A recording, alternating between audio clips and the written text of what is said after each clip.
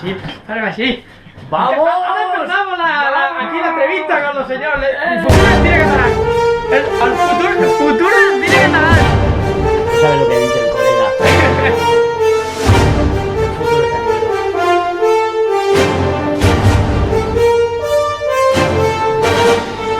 I aquesta tarda, doncs, no ens ha pogut acompanyar el Sergi Vizcaíno com cada dijous per parlar de cinema, però bé, ens ha enviat dos substituts que de ben segur que faran les delícies de tots els oients de COPE Catalunya i Andorra. Tenim en primer lloc el David Hidalgo. Bona tarda, David. Bona tarda. I tenim també el Sergi... Cervera, Sergi sí, Cervera. Ho acabo de dir fora de micròfons i ara no em surto. Bé, bona tarda. T'estàvem distraient, és la... Sí. Estàvem distraient. Estàvem aquí amb la càmera i després al YouTube pues, podrem veure aquesta entrevista. Oh, no. I ja estava aquí distret amb la càmera. Bé, bona tarda, senyors. Gràcies per venir a la tarda de COPE Catalunya i Andorra. Home, com a substituts del Vizcaíno és això tot un repte, no? Jo, aviam si estem a l'alçada. Sergi, va por ti, col·lega. Un beso. Estic acertat si dic que sou el futur del cinema català o no? Hosti, que negre que està el futur, tu. No ho hagués dit millor. No ho sé si tenim futur o no. Ho intentem.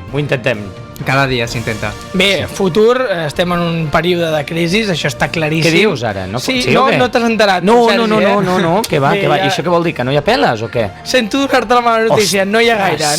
Estem retallant tot arreu. Què dius? No fotis. Però bé, no passa res, tu. I s'està liant la cosa així econòmicament o què? Hòstia... Vale. No, merci per avisar-me, no? És que no he llegit el diari avui. Tu no ho has notat? No, avui no he llegit... No, què va. En quins projectes estàs tu, Sergi, ara mateix? Doncs mira, l'última que hem produït ha sigut així per la Universal Pictures. No, és broma. Què va, no, sí que estem notant la crisi. Sí, de fet, l'estem notant, i tant. Mira, ara mateix s'acaba de pagar la llum de l'estudi. No sabia si es podia dir en audiència o no, sí, en antena. I tant, s'han apagat la llum de l'estudi, algú l'ha apagat, dic, la crisi. Les retallades ja estan aquí, els talls elèctrics. No només afecta l'Universal, no? Exacte. Bé, de fet, tenim ara... A veure si et sona aquest àudio. Ai, quina por. A veure... El tenim? ¿Tony? Carmen. Tony, ¿me oyes? Yo sí. ¿Tú me ves? ¿Ahora? ¿Qué pasa? Pues nada, aquí. ¿Qué tal? ¿No tienes nada que contarme o qué? ¿Que te colgaré en YouTube? Pero ¿cómo? ¿Y dónde saca el vídeo? Como si el Què vídeo és está això a que todos estem lados. sentint? No sé, em sona alguna cosa, no? No sé. Sí, Sergi, et sona? T'ha de sonar, si no malament anem, Sí que em sona una miqueta. Va, explica'ns una miqueta d'aquest projecte. Bueno, doncs això és una pel·li que estem superfeliços. De fet, avui estic eufòric perquè ara venim de l'ICEC aquest dematí a recollir el que és el DNI de les pel·lícules, o sigui, Marhaba és una pel·lícula oficial. Des d'avui us estic dient en primícia a vosaltres i estem supercontents. No parem de donar primícies aquí a la tarda de COPE Catalunya i Andorra. Portem un any i mig batallant, jo tirant del carro, 4 duros, no sé què, i l'estrenem el 20 de novembre a la sala del Cinema Girona, estrena oficial, podeu venir, la podreu veure fins a finals de desembre si tot va bé. Aleshores res, aquesta és la notícia, Marhaba se'n va als cines i estem molt contents. Marhaba, un projecte de... Podríem dir que és un fals documental o no? Sí, senyor. Hem encertat? Hem encertat totalment, és un llargmetratge de ficció, però clar, és un fals documental. És la història d'un tio, igual us sona el fet, fa com uns 6 anys o alguna així, un tio va entrar als ferrocarrils de Barcelona i li va donar una patada a una noia a la cara, així perquè sí, i ho van gravar les càmeres de seguretat i tal i qual, i aleshores va liar un pollo mediàtic el dia següent, totes les teles, tal. Doncs ens hem imaginat amb aquesta pel·lícula què passaria si aquest senyor en qüestió, aquest xaval, en lloc de condemnar-lo penalment o en judici o tal, el fiquen a fer hores de servei comunitari per la societat, se li és assignat treballar amb una ONG que es diu Marhaba, que vol dir benvingut en àrab, i aquesta ONG se l'emporta al desert del Sàhara a treballar amb la gent dels poblats d'allà, diguéssim. Aleshores, en la nostra pel·lícula, en lloc de ser llatina, com era la vida real, la noia que va rebre l'agressió és musulmana, total, que el noi en qüestió es troba rodejat de gent musulmana en els poblats del sud del desert del Sàhara, cooperant amb ells després d'haver sigut una agressió a una noia musulmana el que ha provocat que estigués allà. Suposo que totes les idees que li voltava passaven pel cap canviant radicalment.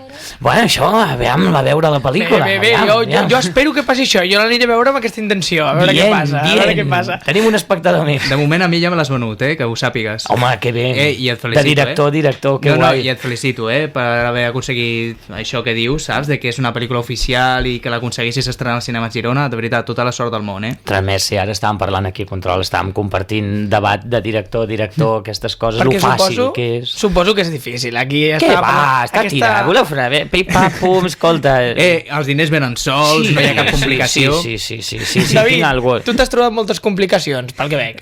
Sí, bàsicament jo ja tinc un llargmetratge estrenat des del 2009, és un llargmetratge amateur, per tant sé el que és passar les canutes, vale? Passar-les de Caín, i des de llavors vaig tornar al món dels curtmetratges per fer cada any un curtmetratge millor, però ho he aconseguit, no puc dir-ho jo, vale? No puc ser un jutge per a mi mateix. No s'ha de veure ara, Bueno. Bien. Digues el nom d'aquest llargmetratge que vas estrenar. El llargmetratge, estrenat al febrer de 2009, es diu El deseo final. Vaig començar la producció, perquè us feu una idea, amb 17 anys i vaig acabar amb 19, o sigui, 2 anys de la meva vida... I vas passar de nena a home, directament fent la pel·li, allò. Tal qual, perquè a més és curiós, perquè va ser la meva escola de cinema oficialment parlant, va ser el primer projecte amb actors professionals, semiprofessionals i amateurs, o sigui, vaig rebre molta ajuda i mai estaré prou agraït. De fet, amb molta gent que em va ajudar pel llargmetratge i que vaig conèixer arran d'això, he seguit treballant a cada projecte llavors, i ara, parlant dels últims projectes, acabo d'estrenar el curtmetratge Los reflejos de Lola, la vaig estrenar el juliol de 2013 a Lleida i a Reus, i ha estat un èxit de crítica i públic. És un curtmetratge que ha agradat moltíssim i jo em sento molt orgullós, i ara estic preparant 2 projectes. Un és el curtmetratge més ambiciós que he fet fins ara, Dejando Huella. Teòricament el rodarem i estrenarem el 2014 si aconseguim tots els mitjans i recursos necessaris. En el càsting el tenim tancat, tenim la pàgina de Facebook i la compte de Twitter superactiva per compartir això amb els nostres seguidors. I després, estem preparant la producció de la websèrie Genoma, de la primera temporada, després d'haver estat de quedar tercers finalistes al concurs d'Antena 3 El Sótano. Toma ja, perquè després diguin que la gent no fa coses i no... O perquè després diguin que hi ha crisis, aquest home no té crisis. Ui, no, que va. Per això Genoma ja té un pressupost d'1 milió d'euros ahí. No? Bé. Sí, una cosa ajustadeta, exacte. Sí. No, vull dir, així com a preu de mercat, així retallant, ajustadet, apretadet, però 1 milió d'euros està bé. És que, saps què passa? La Fox ens va oferir diners, però la Universal, l'estudi que t'ha fet... Són pesats els de la Fox, tota la setmana m'estan trucant a mi també, que no, conyo, que ja tinc la pel·lícula feta, home, que no m'interessa, són molt pesats els de la Fox. No, per poca conya, que abans ens fitxarà la Fox o la Universal que alguna productora espanyola, tal com està... No, home, no, que hem de fer país, no ho diguis, això, no, és veritat, no us l'escolteu, no. Anem a ficar-nos una mica seriosos, perquè jo haig de preguntar-vos d'on ve aquesta dèria de fer cinema. Va, comencem pel Sergi. Doncs mira, jo desafortunadament tinc la malaltia de ser actor, aleshores des dels 9-10 anys que sempre havia sigut actor i cinèfil i tal, i tot el punyeter dia veient pel·lícules i tota la meva infància i adolescència veient pel·lícules, com un bon friqui, exactament, orgullo friqui, i aleshores això em va portar curiositat amb les càmeres. Aleshores en els rodatges que estava fent d'actor així d'adolescent, en algunes històries estava mirant tot el dia i tal, i una cosa va portar l'altra i no té remei, és crònic i en fi. És crònic i no et podràs curar, No em podré curar, no. M'han dit que puc portar una vida més o menys estable i més o menys normal amb la malaltia en qüestió i tal, si l'accepto, aleshores l'accepto, soc actor, soc director, ja està. I cap endavant, a veure què podem fer, no? Exacte, sí. I tu, David, què? És un cas molt semblant al del Sergi, amb l'excepció de que jo de petit no sabia què volia ser, o sigui, se'm van acudir totes les professions menys des de dibuixant fins a informàtic i qualsevol altra, abans de cineasta, però jo, per exemple, de ben petit ja sabia que m'encantava actuar, i arran d'això també després vaig començar a agafar una càmera, el típic que fas coses tu com a actor i vas decantar director per la feina més fàcil de totes, dius, hòstia, no sabia què ser de petit i tal, arquitecte, advocat, metge, va, vinga, director de cine, així, la més fàcil, siguem pràctics. Bueno, i la millor remunerada, sempre. Això, sobretot diners en abundància, sobretot. Això és el que parlàvem, no? És conciliable amb la família o no? És conciliable amb la família. Ostres, jo crec que sí.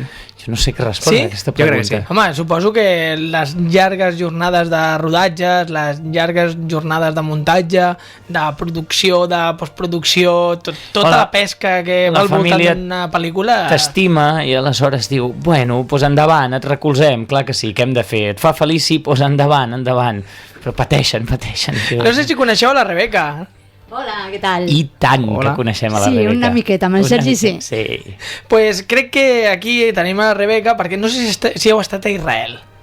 Doncs no, jo no tinc No la he sort. tingut el gust, tampoc. No? Tampoc heu rodat cap pel·lícula ni teniu cap guió guardat al calaix que parli d'Israel, Encara, eh? jo tinc un guió en ment d'Éxodo segunda parte i tal, i estic també negociant així. Doncs ara tindreu l'oportunitat perquè la cadena COPE Catalunya i Andorra, juntament amb l'agència de viatges Root Travel, han posat en marxa la primera peregrinació a Terra Santa, una experiència espiritual i cultural que podreu gaudir acompanyats d'un mossèn, amb el que emprendreu el viatge a Israel, on us trobareu amb una guia jueva d'origen israelià. Si voleu apuntar-vos a aquesta primera peregrinació a Terra Santa que surt el 20 de gener fins al 27, només heu d'accedir a la web de l'agència www.rutamactravel.es o trucar al 93 467 3244 i allí us donaran tota la informació. Ja ho sabeu, ja ho sabeu. Ja esteu trucant al telèfon o Ja ja està, ja teniu el mòbil. ja m'estava pillant els bitllets. Vamos cap a Israel, vamos! Pues ja està, ja ho sabeu. El primera peregrinació que fa la cadena COPE Catalunya amb Root Travel.